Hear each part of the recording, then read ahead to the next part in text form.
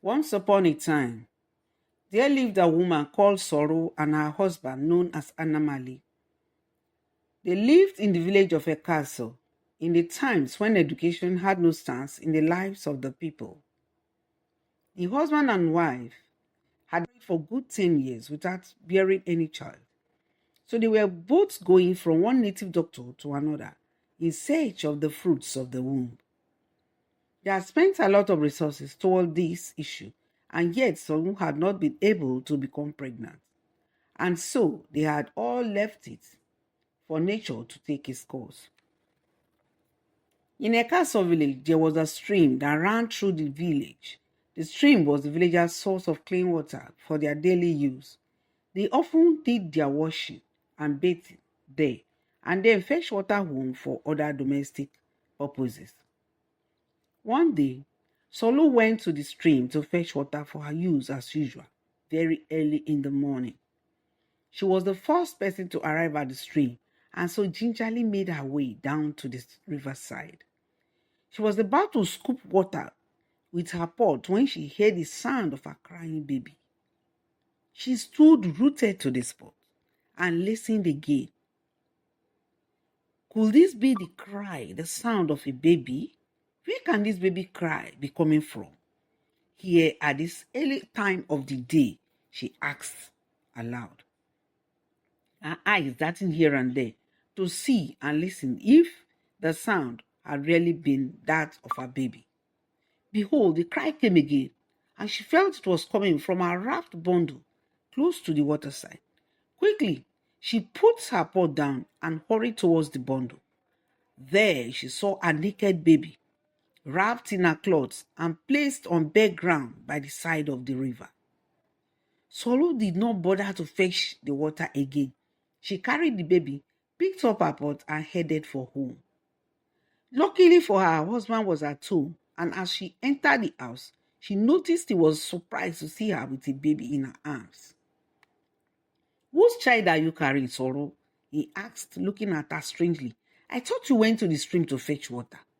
His excited wife glared at him before replying. "My love," she said, "as I got to the stream, I heard the cry of our new baby. When I looked around, I saw this child naked and wrapped in a wrapper. I couldn't possibly leave her alone there," she said to him. "What did you say?" he asked, horrified. "Please take that baby back to where you took it from before the entire villagers start calling you a baby thief," her husband replied. But Solu refused to obey him for the first time in their marital life. The husband and wife had a long talk between them. The neighbors advised, and later the village chief intervened. It was later announced to the villagers that the owner of the baby should come forward to collect the child within the next 3 days. Otherwise, the baby would be permanently given to Sorrow, who was willing to take care of the baby as her own. 3 days passed, and no one came forward to say he or she was the biological parent of the baby. It was then approved by the village chief for the baby to be handed over to Sorrow, who had no child of her own but was willing to take care of it. 2 good years flew by, and the baby had now started to talk. She had become the pride and delight of Sorrow and her beloved husband, Anamali. They named her Ebube, meaning the greatness of the Creator. The child made everyone happy, and laughter was filled in the house. Sorrow became known as Mama Ebube in the community. They call her Mother of Ebube. When Ebube turned 4 years, Sorrow became pregnant, and the entire family and friends were very happy. They said the Creator had used Ebube to open Sorrow's womb. They were all therefore very delighted and praised Ebube for bringing the couple good luck. Sorrow gave birth to a bouncing baby girl at the end of the 9th month, and the baby was named Tilly. The name meant keep on raining. As time went by, things started to change for the family, and this did not go down well with Ebube. Each time people called her stepmother Mama Ebube, as she was usually called, she would watch them and say she should no longer be called that name. She told the villagers to call her Mama Tilije because that was the name of her own child and not Ebube.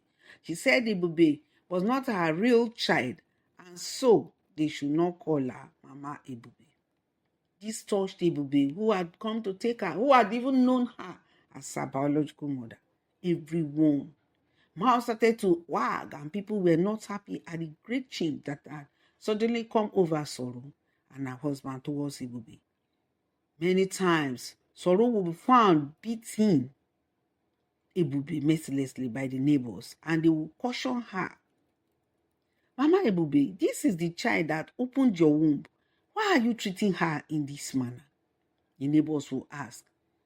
How many times have I warned you people to stop calling me Mama Ebube? She will respond. She's not my child. You all know that, and I have my own now. So please stop calling me Mama Ebube. I'm not her mother.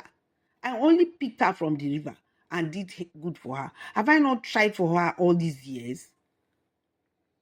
But you voluntarily took her with pleas at the time. I can vividly remember, said another villager, stammering. Even when they refused you taking the baby, you forced the chief of our village to give you the child. So why are you suddenly cruel to her now? She stammered. Maybe because she has gotten a child now, a child of her own, said another. Imagine such a wicked woman. We thought you were a good person. You are showing your true colors now. Soro will quarrel with villagers, and as time went by, she will sometimes chase Ebube out of the house, and she will sleep under trees, sometimes at the corridor of the building.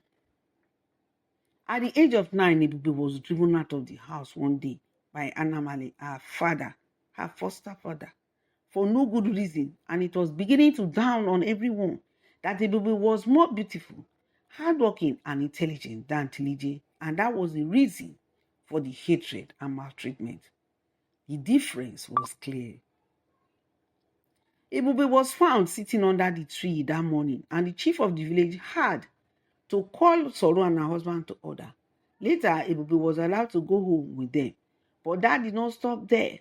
He starved her, and almost every day they addressed her as a motherless child. Mama Tilije, the woman living in the opposite house, said to Soro one day, "Why are you calling this child a motherless orphan when you have been a mother since she was a baby?" She's a useless and good for nothing girl, Soro replied. And believe you me, I regret the day I brought her to this house. I would have listened to my husband. What? This is sad indeed, the lady replied. You, Soro, that has been looking for a child for many years, you are now the one talking like this. Why do people adopt children when they are childless?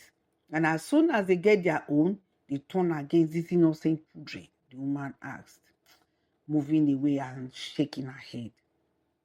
Anyway, any animal that has no tail is only the creator that will help it to drive flies from his anus, muttered another neighbor in defense of the little girl Ebube. When Ebube turned 17, another problem started.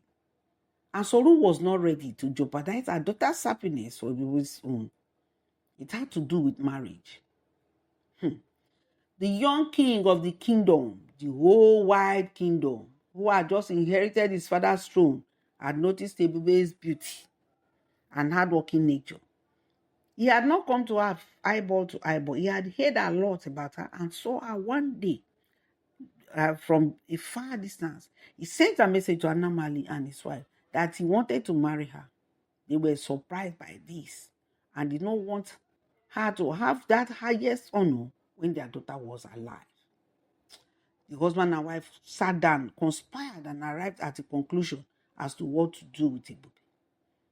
The next night, while Tilije was asleep, they woke Ebube up and led her out of the village into the evil forest. Ebube was afraid as those she had called her parents led her deep into the heart of the forest. They told her to keep on moving and never to turn back as they followed her. When they had gone very far, she heard the hoot of an owl and became terrified. She felt as though she was alone in the forest, but the confidence that her parents were behind her strengthened her mind. When there were no words from her parents, she quickly turned at the sound of an animal nearby, and behold, her parents, those she called her parents, were not behind her. She stood still and started to cry. Why, mother? Why? Why, father? Why? What have I done to deserve all these? I've been a good daughter to you all my life, and you throw me away. My first parents threw me away, and now you have thrown me away also. She kept crying. Those she had called mother and father all of her life had left her to die in the evil forest. Ha! What she had done, what had she done to make her own biological parents to throw her away? She could not even understand. And now this set of people throwing her away. She kept on crying, oh Lord, I don't want to die a horrible death. Oh, she prayed silently. Father of creation, you saved my life when I was newly born and thrown away by the riverside. Please, guide me, Father, out of this place alive. She became suddenly tired and sat down. And within a short time, she fell asleep. She woke up to see a bright light flashing on her face. And quickly, she got to her feet. She looked about her. There was no one in sight. But the bright light was still shining ahead of her. What? How can a light as bright as this be shining in the forest at this time of the night? She asked within her. Wonderingly, she started to follow the light. The light led away from the forest to a clearing where she could see a mud huts like the ending of the forest. And she was so exhausted that she fell down and fainted. She woke up to see the eyes of an old man staring down at her and smiling with a toothless mouth. She got up immediately. She wanted to run, but she felt very weak and fell back. The old man laughed. Don't run, my dear daughter. You are welcome to my house. The gods have already told me you are coming, and I've been expecting you, my daughter, he said. The gods have led you here, and so you are safe. She was afraid and shaking. She sat down, and that was it. How the gods can know about her, she had no idea. Could there be a mystery about her that she did not know? She asked herself within again and again. Ebube spent 3 years in the forest with the old man, who taught her many things about spiritual powers, the trees and the herbs. He made her know how to use them in solving daily problems. He also taught her the dance of the gods that was filled with the powers of healing, and she became very powerful. Her dance could heal the most deadly illness in the world. One day, the old man sat her down and told her he was getting on in age, and he wanted to hand over all he knew to her before he left the world. He blessed her and told her never to cry because goodness awaited her in the future. Few days later, he passed on, and Ebube was left alone in the forest, depressed. The king got ready with his men and was led by the father of his bride to the house where Ebube once lived, in a castle village. When he got there, he was surprised to discover he had been deceived all along by the couple who were supposed to be the parents of the bride. This was happening after Ebube left the village. The king of the entire kingdoms, which included the castle village, was a young man seeking for a bride, and he had wanted to pick Ebube as his wife. So he sent a message to the parents. He was shocked to find out that Ebube had died long ago, and they did not tell him. Soru and Anamali, her husband, did not tell the king. They kept quiet. All the respect the king had for the couple flew out through the window. But he summed up 2 and 2 together to discover they had not wanted to lose the opportunity of having a king as an in-law, and decided to give away their own daughter. As a king, he decided to take the bull by the horn. Since the other girl was dead, he might as well marry this one, since he had Tilije, since he had already sent a message to them in order to remove shame and disgrace from the parents' faith. He knew that Tilije was not even an inch up to Ebube, the girl he had dreamt of all those years of marrying. He went along and did the marriage to Tilije, their daughter, since he had no choice, and she was taken to live with him at the palace. She became the reigning queen while her mother went about, parading herself like a peacock. The villagers and neighbors had tried to find out what actually happened to Ebube, but Soro and her husband had one good reason or the other to put them and their worries at ease. Tilije lived with the king, her new husband, for 4 years, but she could not bear any child.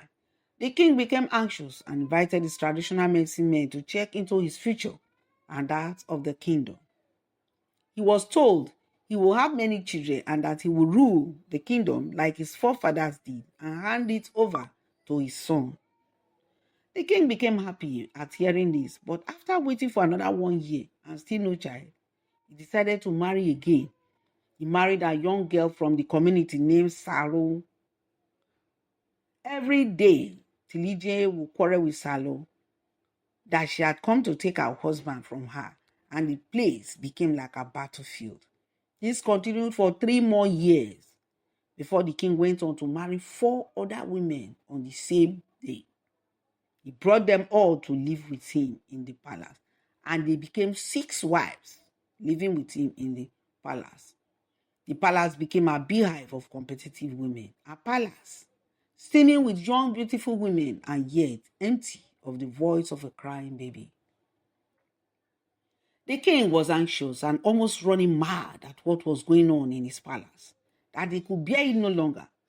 He called his traditional medicine men and told them he had lost hope and faith in them. They told him he had to wait a bit longer and let the gods do it all for him, because that was what the divination professed.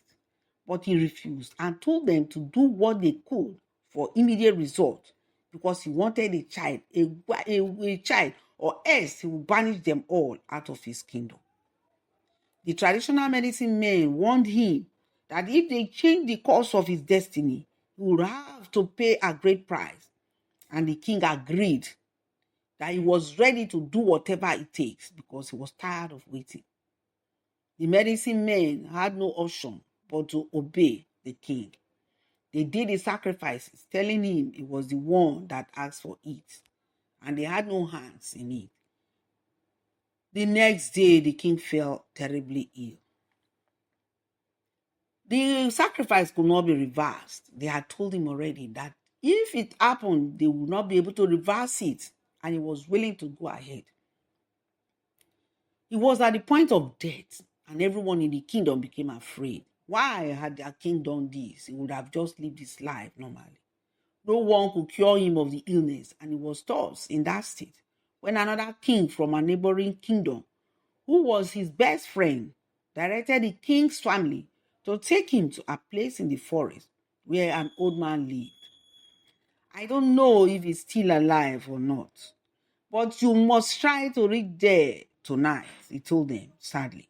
He's the only one that I know can cure the king of this ailment. The king was carried to the palace, to the place he had described. They carried him that very night, and they got there very late at night. On arrival at the house where the old man lived, they met a young, beautiful girl who told them the old man had passed away a few years ago. The king's family were totally dismayed. How can the king become well again if the only doctor that could cure him was now dead? They cried, they worried. The king was now helpless and assumed lifeless. If he would only recover, whether he had children or not, will not be a thing of concern anymore, they cried. All we want now is for our king to get well. He's too young to die. Ebube would have left them to go back, but on seeing their weariness and their concern, told them to bring the king forward. While he was lying thus helpless, she had ministered some powerful herbs to him, as she had been taught by her late master. The king sneezed suddenly. Everyone present became alerted, and he stared in surprise. The king had been lying stiff like a rod since he fell sick without any movement. There might still be some hope, they thought. That night, while Ebube was still sleeping, she had a dream. And in that dream, the old man appeared to her master. He told her that the man lying ill in the house was her husband, her future husband, and she must dance the dance of healing in his presence for him to get well. He told her not to look back, and if he asked for her hand in marriage, she should not refuse. Our Creator has come to reward you, he said to her, and she woke up with a start. The next morning, Ebube went. She was shocked at what she had experienced. She went close to the king and sat down, looking at his face directly while he lay down, helpless and unconscious. She was thinking about what her master had told her in the dream, and when the king opened his eyes, he looked straight into the most attractive pair of eyes he had ever met in his entire life. It was love at first sight in his unconscious state, and his brain toggled as a downing of the most beautiful angel he had ever seen propelled in his head. This must be Ebube, he thought, trying to regain consciousness. My angel, he said to everyone hearing. Rising up his head, he added, please forgive me. With that, he fell back on the mat and lay still. All his kingmen were overjoyed at the sudden and mysterious great change that had come over their king. They were happy and they started to thank Ebube, singing. Ebube danced the healing dance before the king, and within a week, the king became well. Ebube's dance of healing to him was another tonic that added to the fire of love within the king's heart, and he fell in love with Ebube deeply. He could not curtail himself any longer, and before the week ran out, he proposed to her. They got married, and he said he must take her back away from the forest to his kingdom. They went back to the kingdom, and Ebube ruled with her husband for many years. She gave birth to 7 sons. She did not allow the king to drive his other wives as he had wanted to do. She told him to allow them to stay, and thus she was the 7th wife, but the only mother and woman of his children. They were all there, but none of them bore children for the king. As for Tilije and her parents, they came to beg her and the new queen for forgiveness. When the real woman that gave birth to Ebube heard that Ebube had become a queen, she owned up to her sin, and the king banished her out of the kingdom. How can a woman give birth even if it is out of wedlock to a child and throw her beloved baby away? The king said. This is a big lesson to such women. You never can tell what the child will be. I guess I had to pay for my karma. The new queen, Ebube said to them, smiling. Thank you for taking me up as your child when I was thrown away by my mother. And thank you for driving me out of your house to my destiny, she said to Soro and her husband. That is the end of the story. Thank you all for sharing my videos each time I publish them. And please keep on sharing them for our people to know more about our African stories. Lots of blessings and wishing you all long life and prosperity. Amen.